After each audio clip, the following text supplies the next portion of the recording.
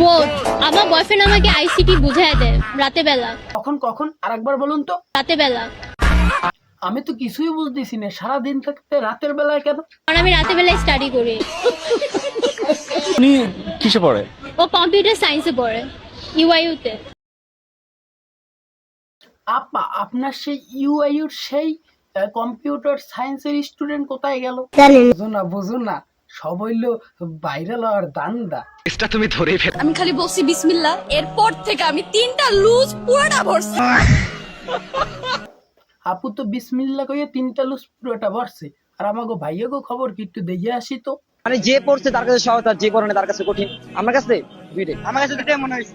আমাদের ছেলে ভাইরা সবসময় সত্যি কথাই বলে, এইটাই হলো আসল কথা, যে পড়ছে তার কাছে সহজ, যে পড়ে নাই তার কাছে কঠিন। শুধু আপাতত বললো যে বিসমিল্লাহ কয়ে 3টা লুজ লিখে আসছে, কি লেখছে সে তো আল্লাহ জানে আর সে জানে। রেজাল্ট দিলেই বোঝা যাবে যে কার কি অবস্থা, শুধু মুখের কথা না সত্যি সত্যি ভালো লিখে আইছে। এটা সত্যি কথা, নিজের মুখে বলতেছি, প্রাউডলি বলবো যে আমি 2 সাবজেক্টে ফেল করছি। ওয়াও ম্যান ওয়াও, 2 সাবজেক্টে ফেল করছে, তারপর আপার কি গর্ব! বাহ বাহ বাহ, সে তো আমাদের দেশের গর্ব, আর বাকি সব আমরা মরবো। সেটা হচ্ছে ফিজিক্স আর একটা হচ্ছে ম্যাথমেটিক্যাল। ম্যাথমেটিক্যাল আমি মাইজে লিখি না এমন, আমি লিখছি আলহামদুলিল্লাহ ভালো লিখছি, বাট আমার কমন পড়ে না ম্যাথগুলা। ম্যাথগুলা কমন পড়ে নাই, তাই কত ভালো লেখছেন আমরা কিন্তু বুঝতে পারছি। স্যাররা কিন্তু গাঞ্জা মাত খাইয়ে আসে না খাতা দেওয়ার সময়, তো আপনি ফেল করছেন বুঝবেন যে কোনো কারণে ফেল করছেন। যে কোনো অনেক কাটাকাটি হয়ে লেখা হয়েছে বিধায় আই থিঙ্ক টিয়ার যার কাছে আমার আপা লেখছে, ভালোই লেখছে, কিন্তু একটু কাটাকাটি হয়ে গেছে, তো তার জন্য যে স্যারে খাতা দেখছে কিছুই বুঝতে পারে নাই। বলার হবে না, আমি তখন কোনো প্রয়োজনও নেই।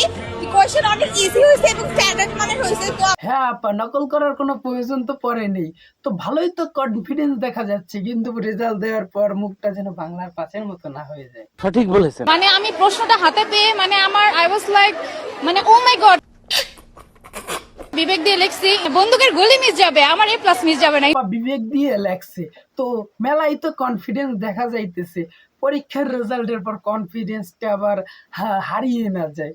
এ তো ফেল। আমার ছাত্রছাত্রীরা আমেরিকার মানের লেখাপড়া শিখবে। স্যার আপনার ছাত্রছাত্রীরা আমেরিকা মানের লেখাপড়া শিখুক আর না শিখুক, সেই মানের প্রেম প্রীতি শেখায় ব্যস্ত আছে। ওই মানের বিশ্ব দরবারে তাদেরকে উপস্থিত করবে। স্যার ওই পারের বিশ্ব দরবারে তারাও পাড়ি দেওয়ার চেষ্টা করছে, কিন্তু লেখাপড়া নিয়ে নয়, প্রেম প্রীতি নিয়ে নৌকায় করে। সকালে পড়বো, দুপুরে পড়বো, বিকেলে পড়বো, সন্ধ্যায় পড়বো, রাতে পড়বো, কালকে পড়বো, পরশু পড়বো, পরের সপ্তাহে পড়বো, পরের মাসে পড়বো, পরের বছরে পড়বো, 2027 সালে পড়বো, বিয়ে করে পড়বো, বুড়ো হলে পড়বো, মরার পরে পড়বো। আপা এত পরে লাভ নেই, বর্তমানে চাকরির খুব অভাব। নিঃসন্দেহে তুই ঠিক কথা বলেছিস। হবে নকল আর হবে না। স্যার আপনার ছাত্রছাত্রীরা কি ভদ্র? নকল করছে না, তারা পরীক্ষার হলে বসেও পড়ালেখা করছে, বই খুলে খুলে। শিক্ষা উপদেষ্টা এসে আমাদের বলতেছে যে তোমাদেরকে ধন্যবাদ নকল না করার জন্য, কিন্তু সে তো না দেখে বললো যে নকল না করার জন্য। সে আমরা 4% এমসিকিউ পারি নাই, ওই 4% এমসিকিউ আমরা ইজিলি পাশের জন্য লিখতে পারছি, কোনো প্যারাই হয় না। ভাই বাস খাওয়ার কি ইচ্ছা, নকল করছো কর, তো কেন মিডিয়ার সামনে এসে বলা লাগবে বাস খাওয়ার এত ইচ্ছা? এই পর্যন্ত আমার সাথে থাকার জন্য সকলকে ধন্যবাদ। সবাই আমার সাথেই থাকবেন। ভিডিওটি ভালো লাগলে লাইক কমেন্ট শেয়ার করতে ভুলবেন না। আর যদি এ ধরনের ভিডিও আরো দেখতে চান, তাহলে এই চ্যানেলটিকে সাবস্ক্রাইব করে পাশে থাকা বেল আইকনটি অন করে দিন, যাতে করে আমার ছাড়া ভিডিওর নোটিফিকেশন সবার আগে গিয়ে আপনার কাছে পৌঁছায়। টাটা বাই বাই, সবাই ভালো থাকবেন, সুস্থ থাকবেন, এটাই কামনা করি।